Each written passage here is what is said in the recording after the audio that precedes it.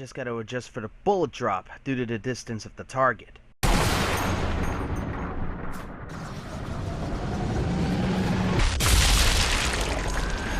Wow, sniping is a good job! But it's not an easy one. Now it's time to run. Why, did someone spot me? It's World War II. Plenty of soldiers and snipers are gonna hear that shot for miles. This is why after you made said shot, you relocate. Ah, I see. Well, better mark that down on the things to do list compared to TF2 sniping. Ah, dang it! It's so hard to write with these hooves. I guess that's why most ponies use their mouths for this kind of thing. Anyway... What the... Hey, look at this! It's the old script we planned to work on. Yikes. Good thing we scrapped it when we did.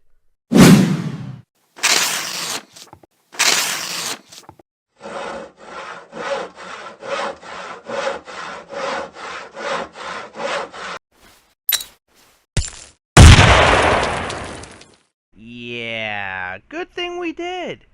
Still, I did promise my viewers a collab for us. So, you want to do one on amending fences? I know you're probably busy and... Actually, I've got nothing planned for this episode. How about I fulfill that rain check on the collaboration? Wow, really? Alright then, let's get this started. So the episode begins with Spike complaining about one of the worst things any male character has to do. The dishes. I'll take doing the dishes over raking leaves any day. Anyway, Spike makes a comment about how much Twilight has grown as a friend, since she was remembered back in Camelot as being one of the worst friends during her unicorn days. This realization triggers Twilight to make a trip to Camelot to reminisce with her childhood friends. Okay, I need to say this, but gotta love the continuity in this episode. We get to revisit Twilight's old home/library and pretty much see that it's been untouched since she was last here, finding the books she read about Nightmare Moon, Spike's present, and this is all kind of surreal to see since it has been, by the show's logic, 1 year since she moved to Ponyville.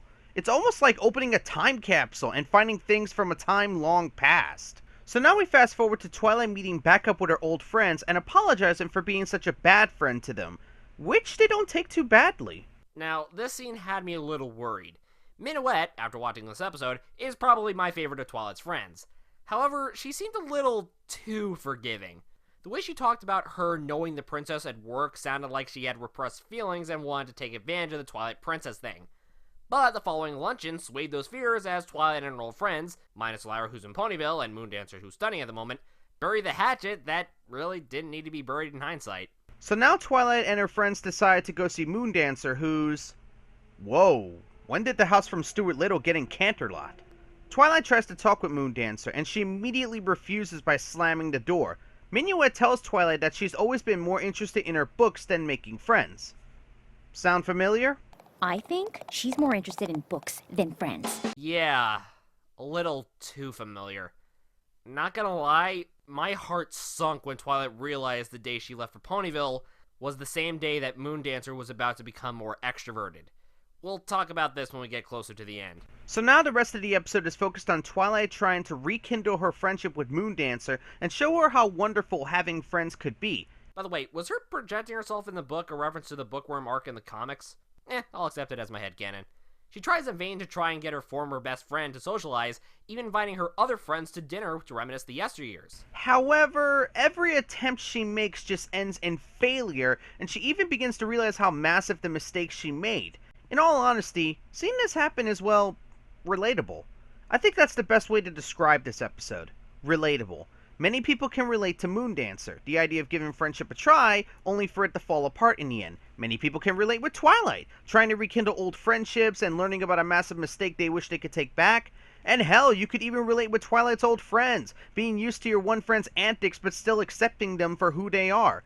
No matter what, there's someone to relate with in the episode. But I think many people relate more to Moondancer than anyone else, myself included, and it's all because of one scene. I know which one you're talking about. The piñata moment. That was only the first time I ever put myself out there, and then you didn't even bother to show up! Then you left town without saying goodbye, even though we were supposed to be friends. I was humiliated. I felt like I wasn't important. I never wanted to let myself be hurt like that again. Those three finally convinced me that I had value, that other ponies might like like me and want to be my friend. And you didn't show up! Ah!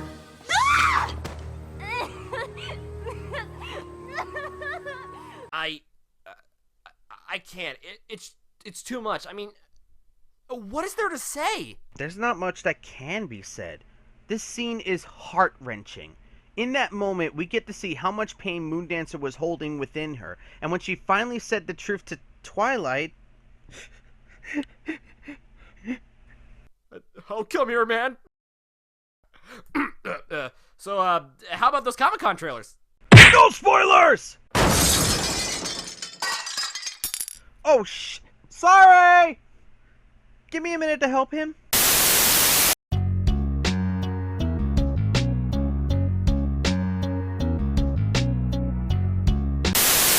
So what exactly is the hay cart method?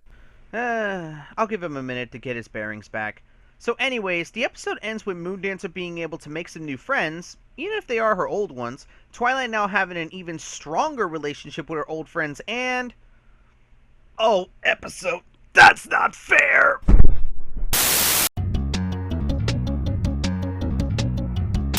So, final thoughts on Amending Fences. Damn. Just damn. All I can really say about this episode is pretty much quoting Full Papers on Twitter. If Slice of Life was a love letter to the fans, Amending Fences was a love letter to Lauren Faust, the show, and how this all began. This is a 4-star episode through and through. The story is mature and thought out. The characters are fun and relatable. The animation and music were subtle and powerful when it needed to be. It was emotionally gripping and another moral that's not outwardly stated this time about making amends. I've already said this in the review and in my speed impressions. This episode is hands down one of the most relatable episodes of Season 5, if not the entire series. Seeing what Twilight was willing to do to make amends with Moondancer, the struggle she had to overcome, and the ending when she was finally able to not only make amends but also open Moondancer's eyes to the idea of making friends again, it all reminded me of the struggle I still face today when it comes to accepting friendship. I love the characters in this episode, especially Minuet, and I especially love the moral. Everything in this episode was just executed flawlessly. This is hands down my favorite episode of Season 5, if not in the running for my favorite episode of the entire series. That's how good it is. Well, that was fun. And we still got some time left over. Want to try some more Sniper Elite V2? I think I'll stick to sniping in TF2. Your loss. But anyways, thanks again to the Voice of Reason for giving his thoughts on the episode. Link to his channel in the description down below. So until next time, I'm Keen7, aka Wolfkeen. And I'm the Voice of Reason. Till next time, take care.